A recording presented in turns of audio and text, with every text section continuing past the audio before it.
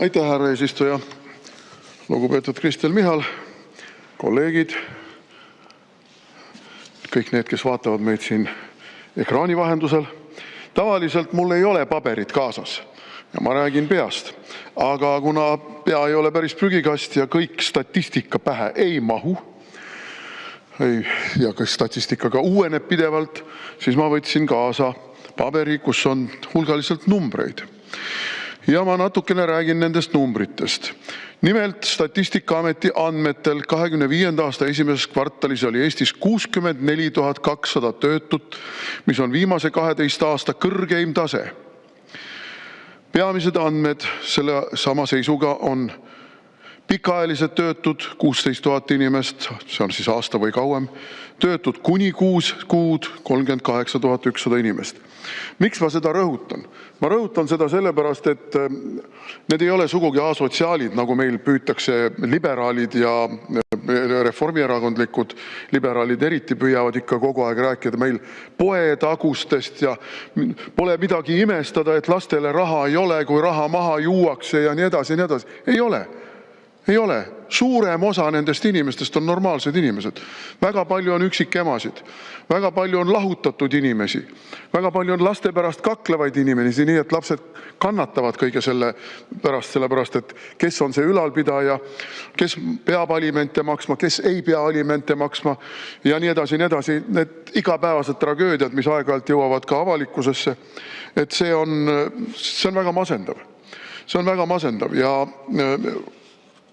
kui seda püüda kuidagi siin nagu neutraliseerida selle jutuga, et meil kohe majandus hakkab tõusma. Teate, mõned aastad tagasi, kui sa poliitikas piisavalt kaua oled olnud, siis paratamatult jäävad meelde sellised kampaanialikud, kuidas ma ütlen, propagandahüüatused. Mõned aastad tagasi oli siin ju kõva jutt meil sellest, kuidas kohe tuleb Tallinna-Helsingi tunnel ja vaat siis hakkab raha voolama selle tunneli kaudu Eestisse niimoodi, et meil pole seda raha pannagi kuskile. No seda tunnelit ei ole ja seda tunnelit ei tule. Me räägime 15 aastat juba sellest, kohe tuleb Rail Baltic, kohe sõidame ooperisse, üheainsa ööpäevaga sõidame ooperisse Berliini. No nüüd ei tea, kas 10 aasta pärast Iklasse saame sõita, kuna Tallinnas ei saa kuidagi ka Estonia juurde ehitust tehtud, et võib-olla teeme siis Iklasse suure ooperiteatri, siis hakkame ekskursioonidel käima Iklas ooperis. Niisugused kampaanialikud jutud sellest, kuidas meil, ärge muretsege, kohe, see ei maksa mitte midagi. Kui sel talvel on surnud 11 inimest külmakahjustuste tõttu, siis neid inimesi tagasi ei too. Meenutame seda veel mõned aastad tagasi, kui selles loožis keksis jalalt jalale praeguseks kogu Euroopa ja maailma naerualuseks saanud Kaja Kallas.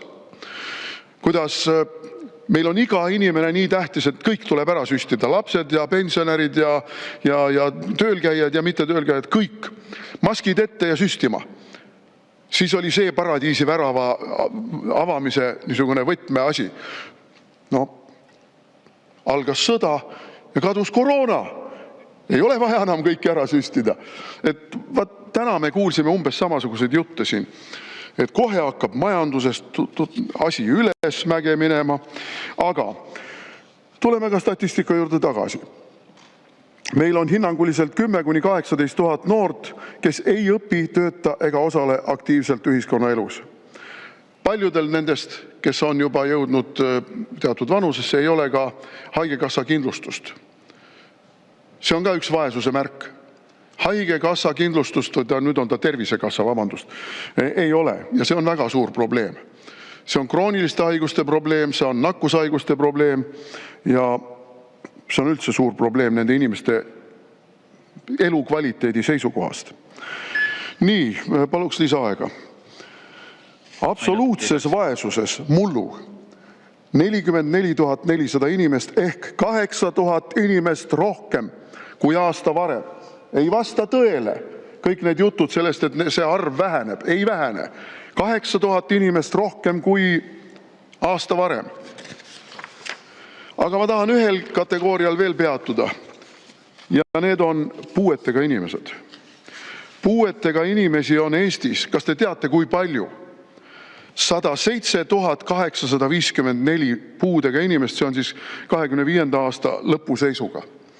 See on 8% rahvastikust. See on kohutavalt suur number.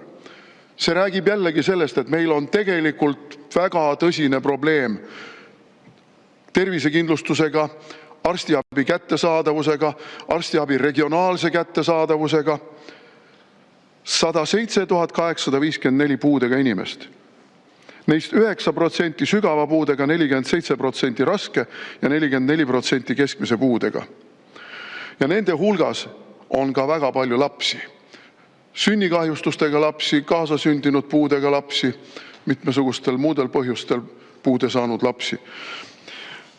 Miks ma seda kõike siin nüüd loen? Ma ei jõua tegelikult kogu seda statistikat, mis on masendav. Ma loodan, et teistes kõnedes seda statistikat tuuakse veel juurde. Räägin, on see. Me oleme mitme aastakümne vältel, mis Reformierakond on olnud Eestis juhtiv erakond, valitsusi moodustav ja valitsusi juhtiv erakond, jõudnud olukorda, kus see statistika räägib suhtumisest inimestesse. Ja see suhtumine on täpselt selline, et see on kulutatav materjal. See on kulutatav materjal, mis peab ise vaatama, kuidas ta elab, kuidas ta sööb, kuidas ta endale sooja tekitab, kas tekitab sooja sellega, et hüppab ühe koha peal ja vehib kätega või on tal tõesti tuba soe. Ja kui ta sellega hakkama ei saa, siis pöördugu kohaliku omavalitsusse. Aga me teame, et kohalikud omavalitsused on ka vaesed nagu püksinööp. Neil on ülekulu oma kohaliku omavalitsuse ülalpidamisega juba nii palju, et kõiki hädalisi kogu aeg abistada ei ole lihtsalt võimalik. Ja see on jällegi suhtumise küsimus. Valitsus veeretab järjest ja järjest omavalitsustele kohustusi juurde, aga raha annab näpuotsaga või ei anna üldse või ütleb taotlege mingitest europrojektidest. See on suhtumine inimestesse, mis siin riigis on kõige masendavam. Me oleme 4 aastaga 2 miljardit kulutanud Ukraina abistamise peale. 2 miljardit. Aga oma inimeste peale võtame, kröönime kogu aeg vähemaks. Lastetoetused vähemaks, peretoetused vähemaks, transporditoetused vähemaks, maksud suuremaks. Ja siis tuleb meile Kristen Michal siia ja süündimatu näoga räägib, kuidas kõik on tegelikult kõige paremas korras ja kuidas Reformierakonna valitsuse ajal on asjad ainult paremaks läinud. Vaadake, lugupeetud Kristen Michal, ma olen kahjuks nii vana inimene või õnneks nii vana inimene, et ma mäletan samasugust retoorikat ja suhtumist nõukogude ajast. Te ei ole põrmugi parem kui meie nõukogudeaegsed valitsejad. Ma ei pea täpsustusi oluliseks, aga kuivõrd ma kohtusin täna Ukraina parlamendi asespiikriga, siis mina kasutasin numbrit 800 miljonit, mis on Eesti nii-öelda Ukrainat abistanud, aga ma ei oska öelda, kumb on õige, kumb vale, aga see on see number. Jah, just. Nõus. Aitäh.